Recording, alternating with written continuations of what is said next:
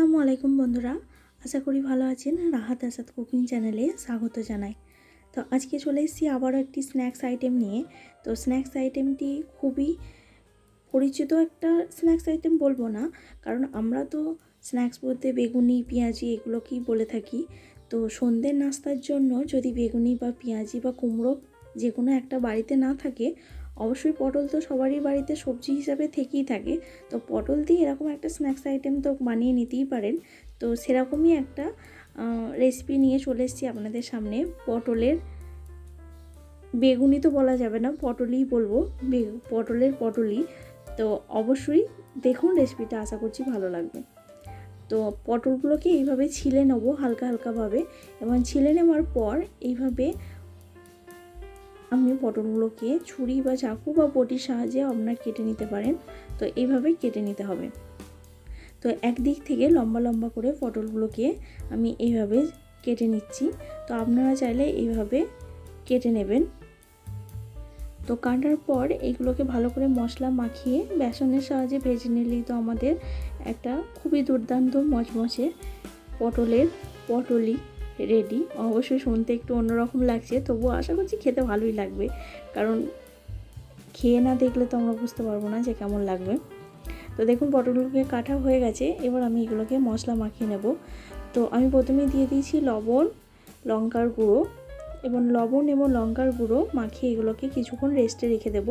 এবার অন্য একটি পাত্রে আমি নিয়ে নিচ্ছি বেসন পরিমাণ মতো, তারপরে দিয়ে দিচ্ছি চালের গুঁড়ো দেওয়ার পর আমি দিয়ে দিচ্ছি সামান্য কিছুটা লঙ্কার গুঁড়ো, জিরের গুঁড়ো, এবার দিয়ে দিলাম আমি ধনিয়া গুঁড়ো এবং সামান্য কিছুটা হলুদের গুঁড়ো, আর অল্প একটু গরম মশলা বা চাট মশলা, এবং তার সঙ্গে আমি দিয়ে দিচ্ছি ব্ল্যাক কিউমিন বা কালো জিরে।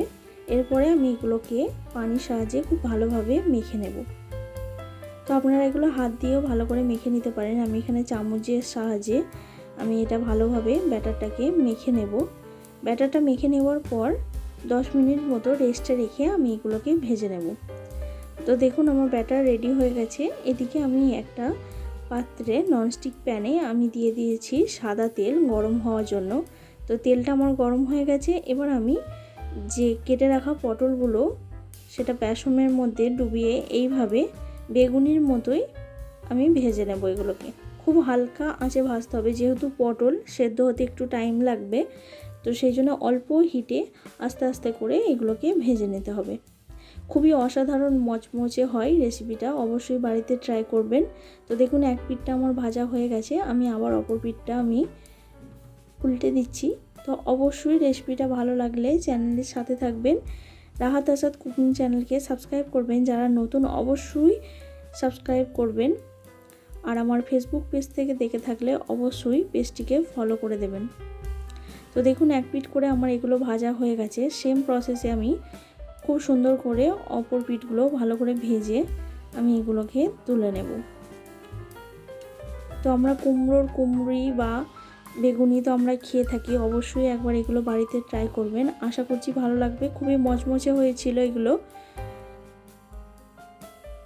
তো আবারও দেখা হবে নতুন একটি রেসিপি নিয়ে নতুন একটি দিনে।